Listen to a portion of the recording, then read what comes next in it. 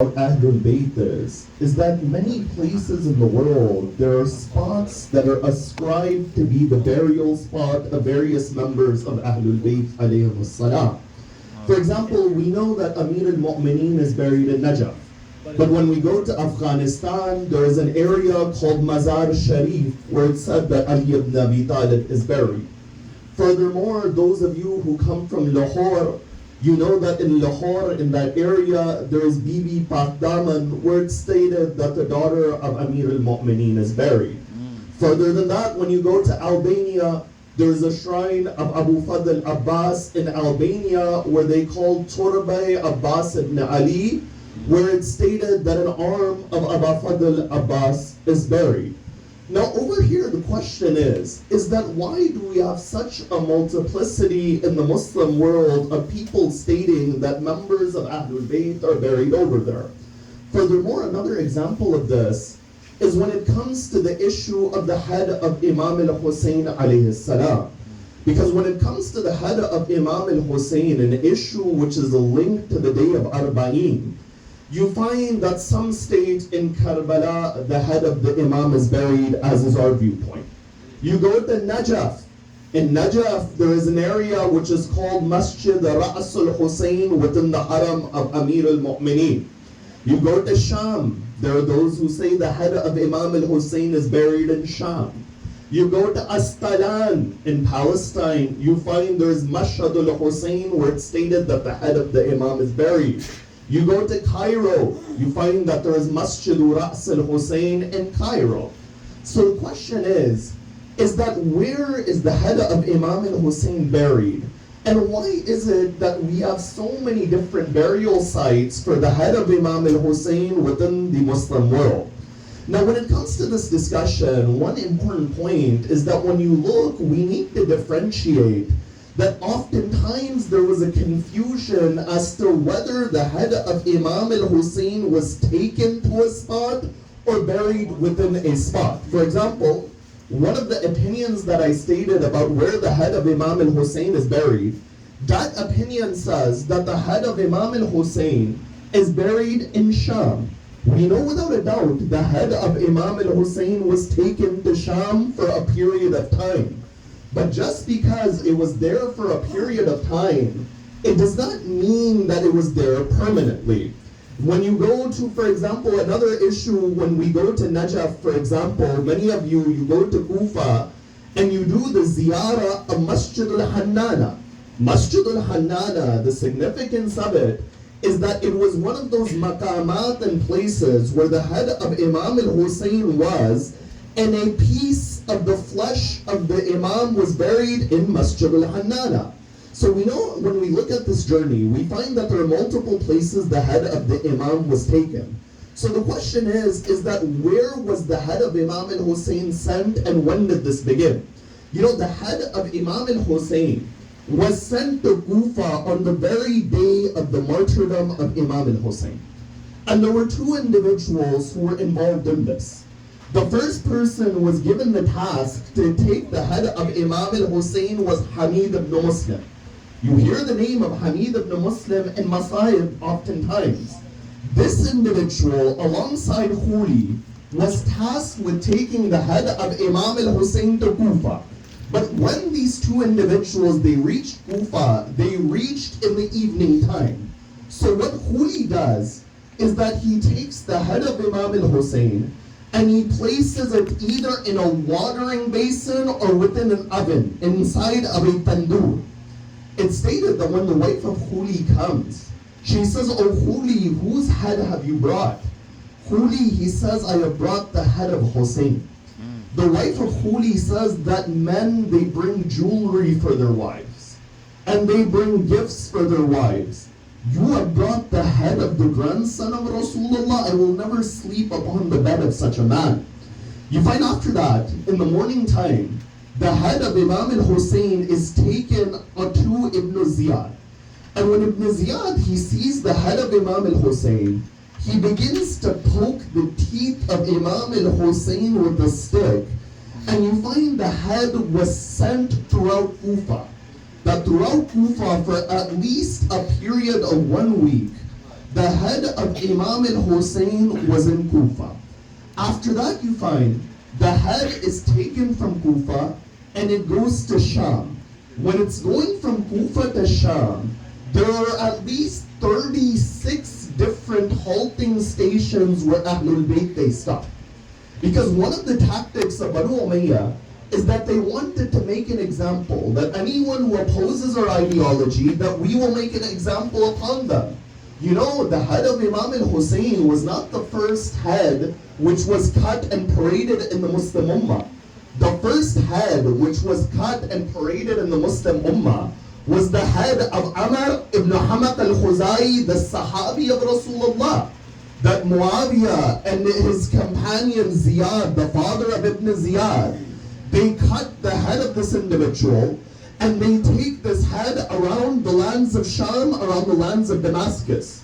You see, when you ask the question that how is it that the Muslim world became desensitized, that a head is being carried around and no one is saying anything, you find that for 30 years, 25 years, they've been seeing these tactics. And in this manner, the same occurs with the head of Imam al-Hussein. But as the head of Imam al-Hussein was being taken from Karbala to Kufa to Sham, the works of history, individuals like Tabari and Abu Mekhnaf, they record that there were many mu'jizat and miracles which took place with the head of Imam al-Hussein. For example, you know the ayat of the Quran that the head of the Imam recited, that أَمْ حَسِبْتَ أَنَّ أَصْحَابَ الْكَافِ وَرَقِيمْ كَانُوا مِنْ آيَاتِنَا عَجَبًا. That do you think that the inscription and the people of the cave are astonishing? The head of the Imam is more astonishing, that it is reciting the Quran upon a spear. But on the same time, there were many individuals who were even non-Muslims who saw the mu'jizat of the head of Imam al-Hussein. For example, one individual by the name of Sulaiman ibn Mahran al-A'mash, he says that I saw a man in front of the Kaaba. And as he was in front of the Kaaba, it was the days of Hajj. And he said, Oh Allah, Allahumma gfirli, Allah forgive me, فَإِنِّي أَعْلَمُ أَنْتَ مَا لَا تَفْعَلُ ذَلِكَ. That forgive me, but I know that you will never do this. Sulaiman ibn Mahran, he goes to that man and he says, Oh man, you are in front of the Kaaba. These are the days of Hajj. Why are you saying that Allah will not forgive you?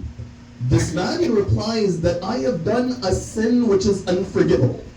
The narrator Sulaiman, he says, I asked him that is your sin even bigger than the mountains of Uhud? He says, my sin is bigger than that. And my sin is such a sin that I cannot even say it in front of the Kaaba. So let us go outside of the Haram, and when we go outside of the Haram, I will tell you what I did. So they go outside of the Haram. That man, he says, that I was one of the individuals who was charged with taking the head of Hussein to Damascus. And as we were going to Damascus, one of the areas that we passed by was a Christian monastery. When we passed by that Christian monastery, there was a man who comes out and he says that I see light which is emanating from this head. And he says, all of my possessions in terms of wealth, I will give it to you in return that you give me this head for one night. That soldier, he goes and he confirms with the head. He says, yes, you can have this head for one night. That individual, he puts kafur upon the head. He puts the head in a piece of cloth. And it's stated by the narrator that the next day, when we came back, we saw this Christian man speaking to the head. And he said that, Wallahi, by Allah, la amliku li nafsi naf'an wa la darra, that I possess no benefit or harm for myself. In other words, there's nothing I can do which will bring me any benefit. But O head, testify for me in front of your grandfather, Ashhadu an la ilaha illallah wa ashhadu anna Muhammadan Rasulullah. You see, these types of miracles were seen from the head of Imam al-Hussein. And the fact that there are so many different places in the Muslim world that say that the head of Imam al-Hussein is there, or they say that a member of Ahl-e-Bait is there, even if it is not true historically, it is a mu'jiza. It is a mu'jiza in what sense? That those lands which were controlled by Banu Umayyah, is there anyone saying with pride that the members of Banu Umayyah are buried here? But you find with pride they say the family of Rasulullah is buried here. With pride they say that Hussein came over here. But you find without a doubt, aside from this, the mention of historical reality is there as well. So I mentioned one opinion was Syria. The other interesting opinions that people they often ask about is that how did the head of Imam al-Hussein allegedly get the Asqalan, and how did it get the Cairo? You know, one opinion about the head of Imam al-Hussein being in Asqalan in Palestine, it says that we know that Banu Umayyah, they controlled Palestine, what we call Sham, Bilad al-Sham. It includes Jordan, Lebanon, Palestine. All of these different areas are included in Bilad al-Sham, modern Syria. It's stated that a group of individuals, constituents, they come from Palestine, and they say to Yazid that can you take and bring the head over there? And according to that report, it was taken over there. Now those who say the head is in Cairo, they say it based upon the fact that initially it was in Palestine, but in the year 584 after Hijrah, the Fatimid ruler Ad-Dhafir Billah, he brings the head to Cairo because of the Crusades. Because the Crusades were occurring, and the Crusaders would naturally go for those lands where there was Christian history, out of fear of the head of Imam al-Hussein being disrespected, it's stated that the head was brought over here. But you find that the issue with this is, number one, there's a time period of almost 500 years between when the head of Imam al-Hussein was buried and when it was moved. How are you going to know whether the head is buried in a particular spot? You find that's problematic, that in 500 years, you find that the earth it shifts. In 500 years, the burial spots which are marked oftentimes in the Muslim world at that time were not specific spots unless there is an entire body which is buried. So you find this is one opinion. So you find Asqalan, Damascus, Syria. Another opinion says, and this is recorded by Ibn Sa'ad in his Tabaqat, that the head of Imam al-Hussein was sent by Yazid from Sham to Medina, and he was buried next to the grave of Fatima al-Zahra. You see, the issue with this, number one, is that where is the grave of Fatima al-Zahra? That 1400 years, Muslims until today, they don't know where the grave of Fatima al-Zahra is. So how is it that you say Yazid sent the head to be buried by Fatima al-Zahra? And number two, is it the character of Yazid to show leniency towards Ahl-e-Bait like this? That Yazid with respect would send the head? And number three, you find even the governor of Medina at that time, you find that he is who? That he is Sa'id ibn al-As. Sa'id ibn al-As has lines of poetry which are similar to the poetry of Yazid in the sense that he shows his doubts towards Rasulullah being a messenger of Allah. And this Sa'id ibn al-As is the same individual that when Imam al-Hussein was in Mecca, he was the governor of Yazid in Mecca at that time. You know, in Mecca, you cannot kill an insect when you're in the state of Ihram. You cannot hunt an animal when you are in the state of Ihram. But it's stated that this individual, he had ordered for the execution of the grandson of Rasulullah at that time. So do you think that such an individual is going to show respect? You find no. So after all of these, we're left with two possibilities. We're left with the possibility that either the head of Imam al-Hussein is buried in Najaf by his father, or the head of Imam al-Hussein is buried in Karbala. You know, those who say that the head is buried in Najaf, there is a riwayah of Imam Ja'far al-Sadiq salawatullahi wa salamuhu alayhi, where the Imam says, فَالْغَرِي قَبْرَانِ, that within Ghari there are two graves. One of them is Akbar, one of them is Asghar. One grave is larger, one grave is smaller. The larger grave is the grave of Ali ibn Abi Talib, and the smaller grave is the grave of the head of Imam al-Hussein. Now, those who examine this narration, they said either number one, it's problematic from the perspective of whom is narrating, but at the second level, there is another possibility. In Najaf, alongside Amir al-Mu'mineen, Masjid al-Hannana is a place where pieces of the flesh of Imam al-Hussein are buried. Where the head of Imam al-Hussein was placed in Masjid al-Hannana, when you have a severed head, it is natural that when the head is placed and it is severed, that there will be pieces of flesh which are over there. And over there you find that there was a burial spot for where the head is buried. But indeed the final opinion that we come to is the opinion that the head of Imam al-Hussein is buried in Karbala. Because when you look in many of the maqatil and you look in sources of ziyarah, for example, they will say رَأْسُهُ مَعَ الْجَسَدِ وَجَسَدُهُ مَعَ الرَّأْسِ. They'll say that the head is with the body and the body is with the head. That when Imam Zainul Abidin, he returned on the day of Arba'een, he brought the head of his father, because the request he made to Yazid before they left is that, "Oh Yazid, return these heads towards us, or at least the head of Imam al-Hussein." And you find he goes over there and he buries the head of his father, Imam al-Hussein. So you find that this is the reality behind the head of the Imam. But when you look historically, you find that the way they treated the head of Imam al-Hussein from the day of Ashura is something which is disrespect upon disrespect. And especially the head of those who are close with Imam al-Hussein. You know, there was a narrator by the name of Qasim, who was the son of Asbagh ibn Nabata.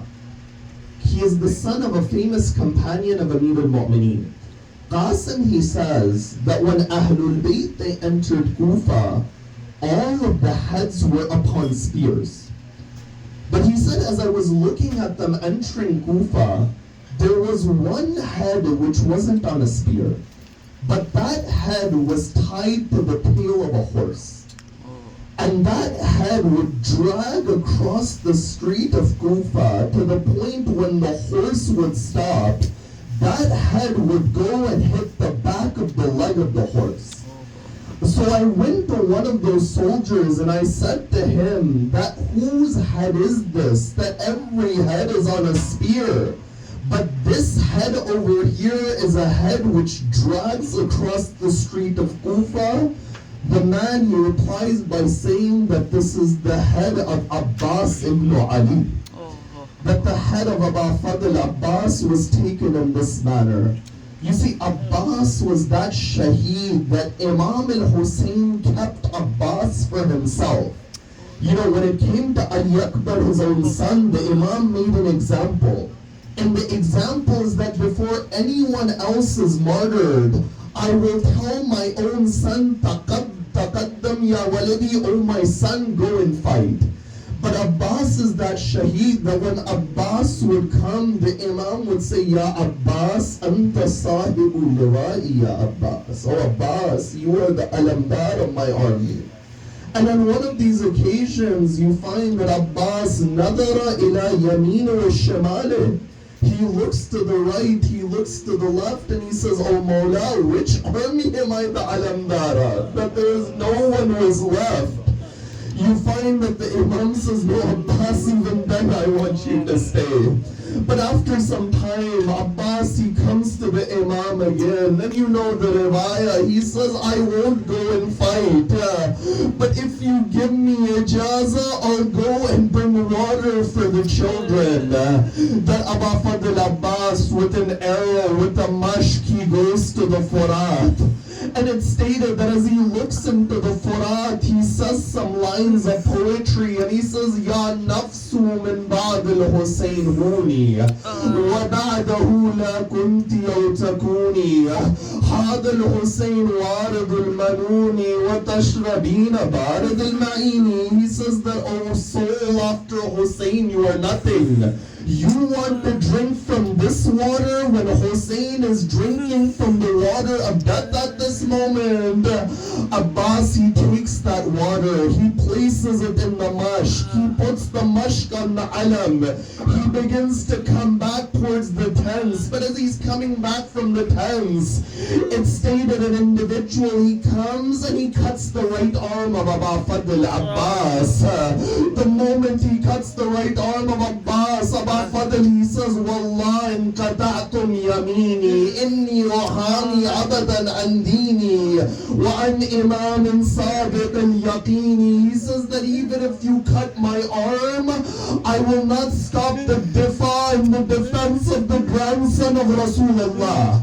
They take the mashq into his left arm. They cut the left arm of Abbas. You know what Aba Fadl Abbasi does after that? He takes that mashq and within his teeth he holds that mashq which had the water. But it's stated that at that moment there was one arrow which comes. It goes into the mashq. The water it pours. After that the ummid of Abbas wasn't to go back to the tent.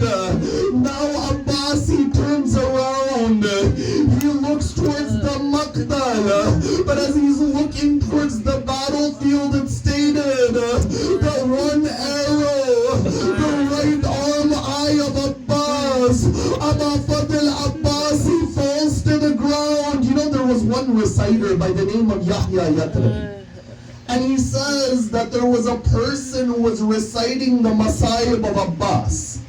And as he was reciting the Masaib of Abbas, he said that an arrow went into the eye of Abbas. So I went to that man and I said, don't recite this Masaib. You don't know if this Masaib is true. Yahya Yatribi says, in that night I saw Abbas within my dream. And Abbas, he said that, why did you stop my reciter? Yahya Yatrabi says, I don't know if the Masaib is true. Abbasi says that an arrow went into my eye. But whenever anything small goes into your eyes, the first thing is that you use your hands to take it out. But at that moment, I didn't have any arms. I would look to the left. I would look to the right. So what I did is in between my knees I placed the arrow. My knees would hold the arrow and I would pull that arrow out of my eyes. You see, this is the Masaib of Abbas. Hamid ibn Muslim says that when Aba Fadl Abbas fell to the ground, Hussein began to go to the body of Abbas. But you know, as the Imam was walking to the body of Abbas, he would stop and he would pick something off the ground. And then he would walk farther and he would pick something else. He says that when I went closer and I saw, I would notice that there were two arms. That Hussein would pick those arms and he would hold them towards his chest. You know, one final line. The body of Abbas was desecrated in a way that no other body was desecrated. In the time of Sayyid Mahdi Bahr al-Ulum, it stated that water came into the shrine of Abbas. And one of the individuals who was working on the construction, he came to Sayyid Mahdi and he said, "Oh Sayyid, you would always tell us that Abbas was a tall individual. But the question I have is that why is the grave of Abbas so small?" Sayyid Bahr al-Ulum says Abbas is that shaheed, that not only did they cut the neck and the arms of Abbas, but when they trampled the body of Abbas, they trampled in such a way that the body of Abbas would break into pieces. Ala la'natullah lil-qawm al-dhalimeen. سيعلم الذين ظلموا ويوم منقلب ينقلبون مات الحسين.